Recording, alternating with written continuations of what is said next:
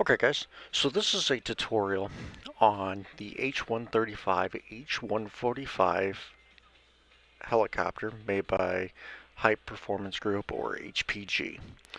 The 135 is currently free on flightsim.to. It's got a bunch of different paint jobs and things like that. It's a very easy aircraft to fly.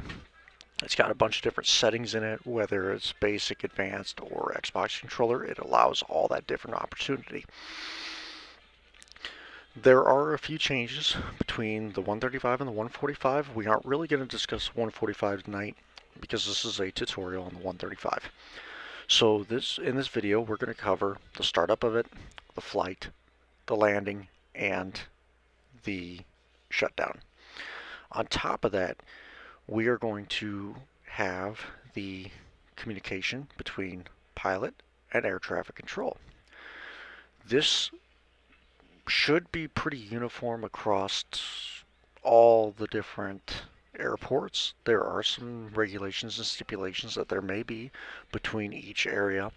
I know that if you fly in the US a lot of times that's pretty standard, but the UK has a different set of rules, different lingo, and things of that nature. So if you fly in a specific area, learn that method. This is more or less for the US side because it's the most widely used, I mean, for me anyways. I mostly fly in the US.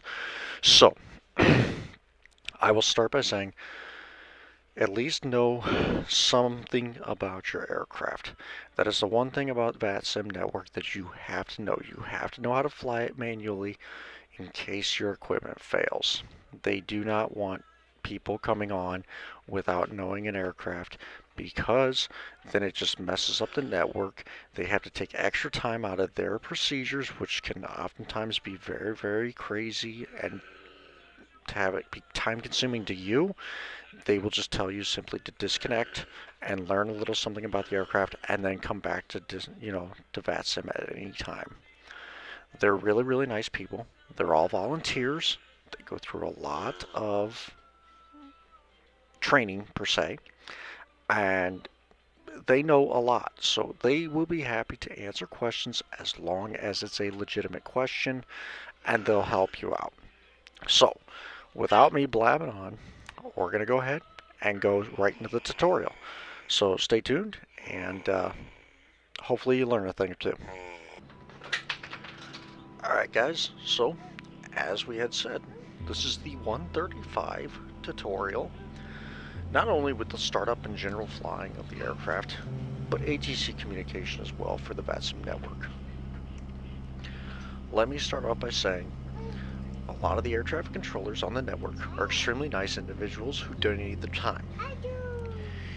If you need assistance with something or have a question on how to do something, a lot of times they'd be happy to help you as long as there's some competency in there.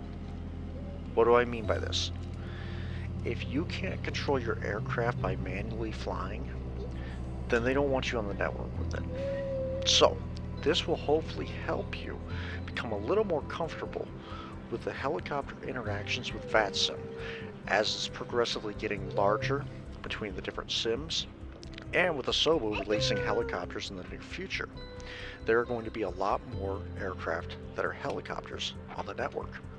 So let's go ahead and jump on into the startup of this bird, and then we'll follow the ATC diagram and the chatter between the two, pilot and ATC.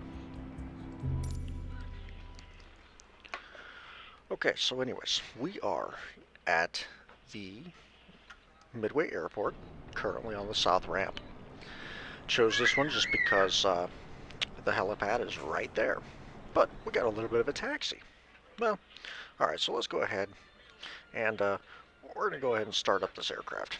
Alright, so this aircraft is actually very easy to start up. Just like every other aircraft, you're going to want to make sure your battery's on and your standby battery are on as well. Now, pitot heats, same thing as aircraft. Have them on. It runs a lot better if it's colder, and it's just a lot better for the engine overall. Okay, here's your auxiliary fuel. We don't have to worry about that. That's like a reserve. You will need to have your engine 1 prime and your engine 2 prime on. This is what's going to actually help the starter get gas to the engines. Okay, forward fuel and aft fuel. Those both need to be on. Now, we are going to go and from here, a lot of times what I like to do is I will automatically get my lights on from the beginning, and it's just a lot easier. So we're going to go ahead and do that now. We're going to go do the anti-collision, the positions lights, the strobe lights, and we'll do the landing light too as we're on the ground. Depending on time of day, right now, we're going to go ahead and turn that on. That'll turn on our instrument lighting. Emergency exits, go ahead and arm those. And cabin lighting, you can decide if the passengers have lighting or not. We'll have that off for now. We don't have any passengers. We're getting used to this aircraft. Okay, so you're going to get a message here that just says, collective control not ready. Move your collective axis up and down, and then down to initialize it. Well, okay, we're going to move it up and down. That's simple. That's all it is. Now, you're going to see that there's an AP and OP. Now, most people are like, how do I get it where the autopilot enables? Well, you got these switches down here. You're going to want to ensure that all these are turned on. Now, it says autopilot inactive. If these all go back on again, oh, we're back to NOP. Okay, so we'll get those guys back on. They aren't really needed right now, but we'll go ahead and do that. Okay, so we're ready to get these engines idled. It's as simple as flipping the switch. Flip 1, flip 2. Let it go ahead and do its start. You're going to have your display right here, and it's going to say battery discharging, and your oil pressure is low. That's okay.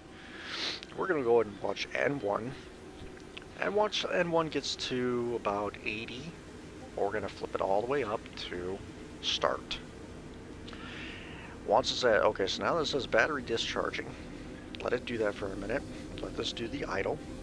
Once these are idled, we can go ahead and turn off these prime systems. Okay? So, and I'm going to say that we are idled. Okay, so we are technically idled right now.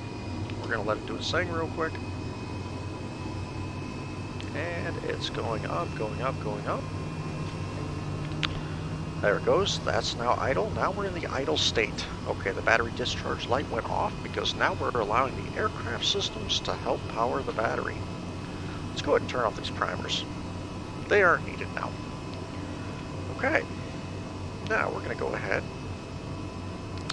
and we're going to put this eye all the way up to start. You're going to hear the N1s go up.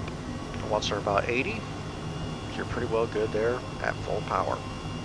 Okay, our engines are now started. This bird is now ready to go. Alright, now let's go ahead and do the air traffic control communications. What I'm going to do is I'm going to say Midway Ground November 67625 requesting taxi via our departure to the east. At which point in time he's going to say November 67625, Midway Ground, good evening. Helipad 4 right. Via the south ramp. Tower 121.375. Okay, so then they're going to ask for a readback. So you're going to say November 67625, Helipad 4 right, via the south ramp, and then the frequency of 121.375. He's then going to tell you, read back correct, and advise when ready for taxi. That's as simple as making the communication. Okay, so we already got that ready. We already said we're ready for taxi, and he says, he's already given us where it is. So he's going to say, he already said taxi to the south, taxi to Helipad 4 right. Okay? Alright, so we're going to go ahead and taxi to 4 right. Why not? So we're going to get this guy up. And we're going to go ahead and get him over here.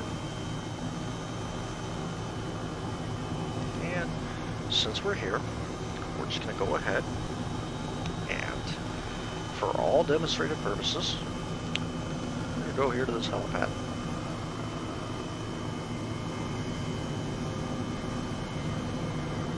Now, once I'm on this helipad, a lot of times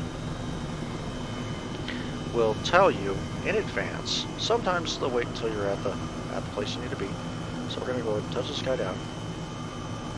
Okay, so we're at the helipad now.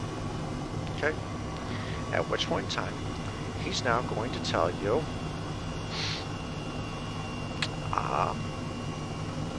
right here. November 6th, 7625. Switch to tower frequency. Alright, so then I'm going to say switching to tower for 625. Now, he already said that the tower frequency is going to be 121.375. Okay, so you want to have the additional deal here. So there is normally a screen here, which is not working right now. I don't know why it's not working, but it's not. Okay. Sometimes it'll give you radio communications. If it doesn't, you're going to want to be on vPilot and type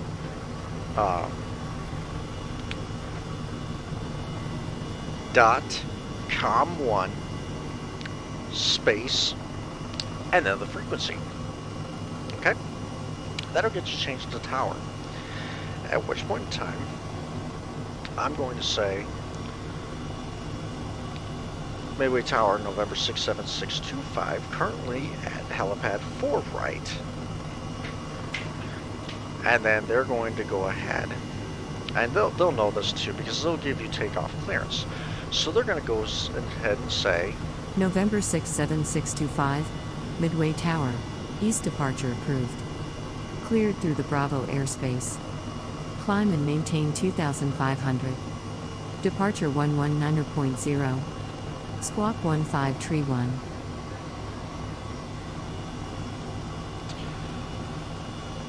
Okay, so I'm going to say cleared through the Bravo 2,500. Departure frequency 119 decimals, or 0.0. Say point, not decimal. Okay, say point. 0.0. Squawk 1353, I believe I said. 1351. Okay. And then they will go ahead and say November 67625, read back correct. Wind 090 at 10. Cleared for takeoff. Then I'm going to say clear for takeoff 625. Okay? So we're going to go ahead and we're going to take off. Okay? Now, you want to be below the 2500, obviously. Okay? So basically what's going to happen is this gauge here in the free version, the 135, does not work. So always check your altitude down here. This is just something with the free version that doesn't seem to work. It may in a later release. I don't know. I just have an older one. I may need to update it. Alright, so now what they're going to do is they're going to go ahead and tell you once you're over the airport, you know, we're going to wait a little while. Okay, so once we're out of the range here, we're going to keep it below, you know, at 2,500 or a little below, just to remain in the area. Okay. Now, once we are leaving the airport, we are going to wait for the handoff. So, we're just going to fly our easterly direction, which we actually flying kind of north at this point. Okay. So we're actually going to fly to the east.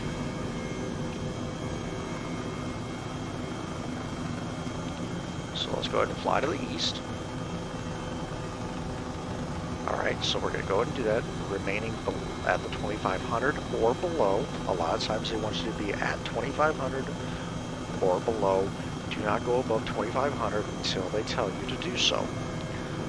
Now, you will hear ATC tell you November 67625, switch to departure. 119.0. and then I'll say 119.0 for 625. Now, when I switch and I get the handoff, I'm then going to say Chicago approach or departure. So obviously a lot of times it comes on as Chicago approach. So we're going to say Chicago approach, November 67625 with you, 15,000 or 1,500. You're going to give them the current altitude that you're at. And then you're going to hear them give you a readback. So they're going to go ahead and tell you November 6, 7625, Chicago approach. Radar contact 3 miles north of Midway. Altitude restriction removed. Follow VFR altitudes at your discretion. Alright, so I'm going to say follow the VFR based on my discretion. Okay, so we're going to go ahead and say that's cool. We no longer have that 2,500 limitation. Okay, we are now free to fly. We have our squawk code. We have the communication. And a lot of times they'll send you to center. So once you're out of the range, okay, you're going to follow the same protocol that you do with approach. So you're going to say Chicago approach will say November 67625, contact center 127.350. Okay? And then you're going to say 127.350 for 625. You're going to switch your frequency. Okay? Now, once you switch, you're going to say the same thing. Chicago Center, November 67625 with you. Flight level 3,300. And then he's going to say November 67625, Chicago Center. Copy. Okay? That's all he's going to tell you. Because again, you're VFR, you don't really have to worry about it, okay? He's going to keep you there.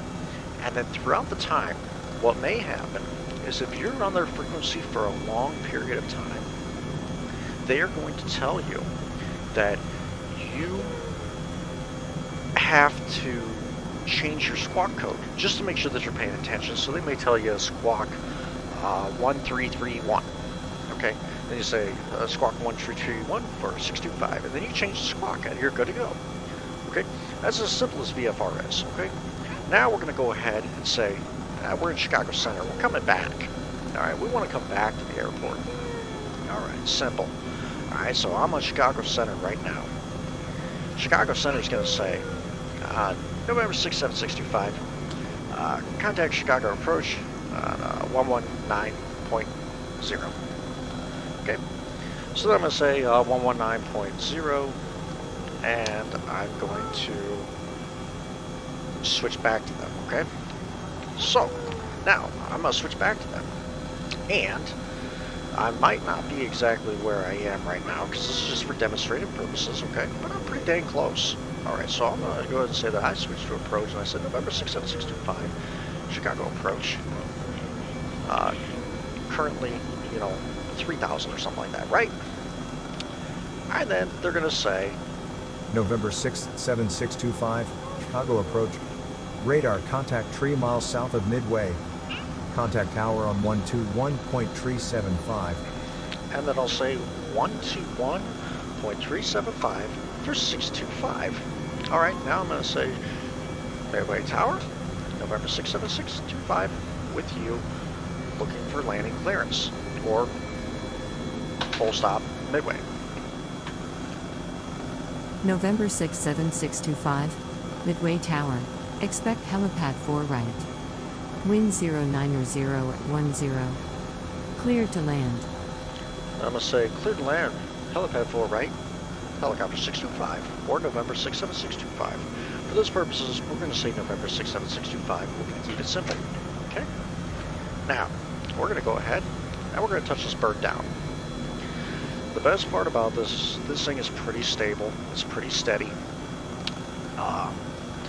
If you're going to go with the 145, it's not that much different, besides the fact that the 145 does often pull to the right. Okay, the 135 is pretty straightforward, and it doesn't really, it's technically, it's got different settings, okay? So it's got the basic, it's got the advanced, it's got the real, and it's got the Xbox controller. Okay, so most time, I'm going to tell you start out on basic, because it does a lot of the stuff for you, okay? So we're going to go ahead and say, all right, well, we have already been told we can land. We're coming into Midway. We know exactly where we're going. We're going to that helipad that we took off from. Why not, right? So, we're going to go ahead and know that we're going to come in and we're going to do the helipad.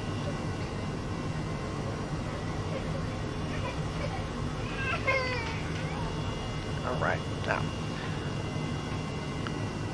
you got to be careful with this too, okay? Now, I'm going to tell you, you're coming in towards 4 right. That can be an active runway. So when they tell you that they want you to be on helipad 4 right, you want to steer clear of 4 right for the runway, okay? You want to be to the right of it because obviously that helipad is here. So you just want to kind of sit here and you want to be off of that runway, okay? Now, a lot of times they won't put aircraft that close and they may tell them to go around if you're too close. It may happen, but just stay clear of that runway and it should be alright. As long as you're past this hold line, they should allow an aircraft to land right next to you, okay? So, this is actually 3-1 right, okay? So 4 is going to be over here.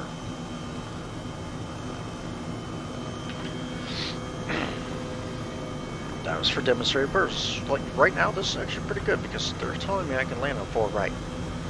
I'm not going to touch 4 right for the runway, okay? I'm going to fly past the tower, not getting too close, but I'm going to stay off the runway, and I'm going to come back around, and I'm going to be looking for that helipad, and there it is right there, okay?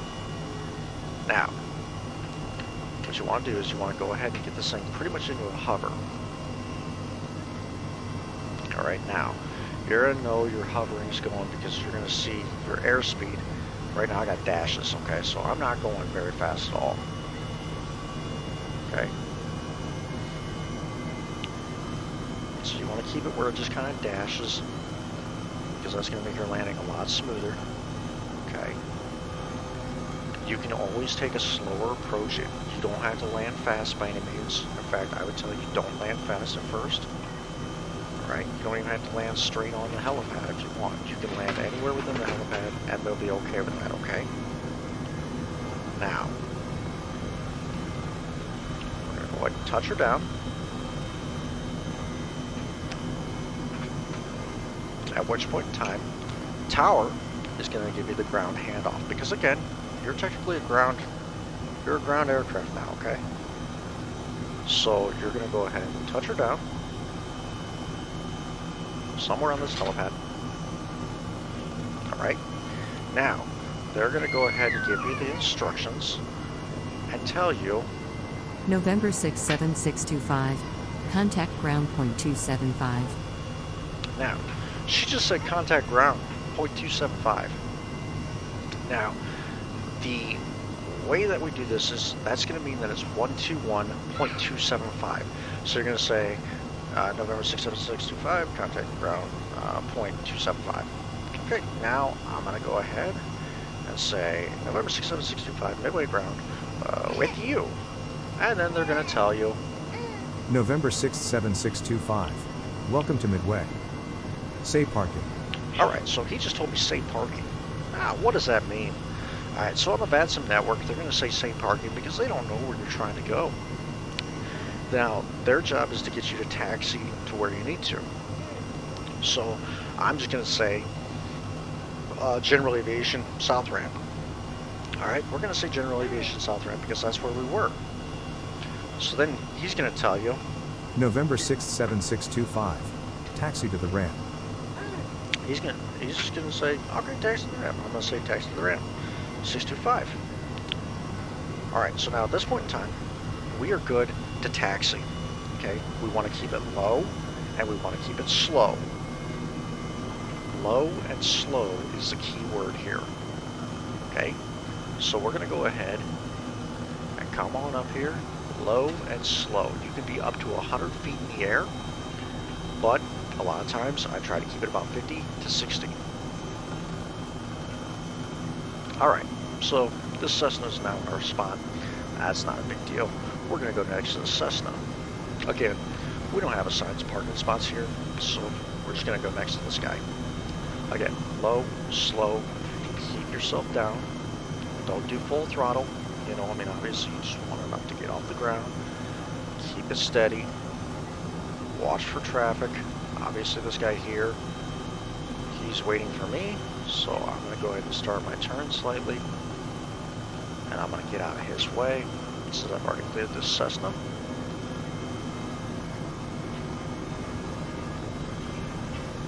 And we are going to touch her down right here.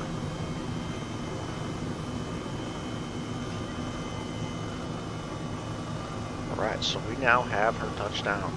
Okay, now what? Well, we're done with ACC. So we're going to go ahead and power off our engines here. We're going to put them in idle. And we're going to shut them off. Alright. Now, that's pretty simple. The engines are going to stop. Now, let's go ahead and go up here. Alright, let's go ahead and turn off our fuel. We're going to turn off our lights. We're going to turn off our pitot heats. We're going to turn off our standby battery. We're going to turn off our instrument lights, our emergency exit lights, and we're going to turn off our battery. At that point in time, you're now back to the cold and dark state. This guy here, he's going to stay on. Okay, you can always stow him away by clicking on him. Not a big deal. Okay, so with that, that's just a simple tutorial on helicopter communication with ATC and how it works. Now, obviously, rules change, and different airports may have different procedures. They may tell you helicopter operations are available via taxiway Charlie at the Delta intersection or something. So all helicopters will go to Charlie and Delta and take off from there. So that'd be the same thing as going to helipad 4 right. If there's no helipad available, then they're going to go ahead and tell you, go to this taxiway, or they may just say,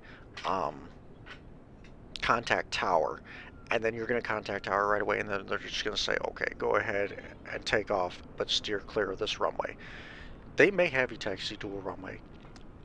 It's completely up to air traffic control's discretion. So where I say that they're learning helicopter transactions and things like that and communicating with helicopters, like I said, it's going to get better as time progresses.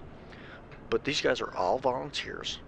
They aren't professional air traffic controllers by any means. They go through a lot of training, but it's just, there's so many different platforms that they don't have a set rule or guideline. Each center or each region has their own separate policies that the air traffic controllers have to adhere to. So, with that being said, that's it. You've now started up the H135. You've taken it for a quick flight around. You've shut it down. And you've learned some skills with air traffic control. If you have any questions, contact me via Discord, or we can do a group flight. Off the network, on the network, however you want. Just ask questions, it's fine. There are no dumb questions, and I am happy to help you. So, that's it for this video. And if you would like to see video on something else, let me know in the comments or on my Discord.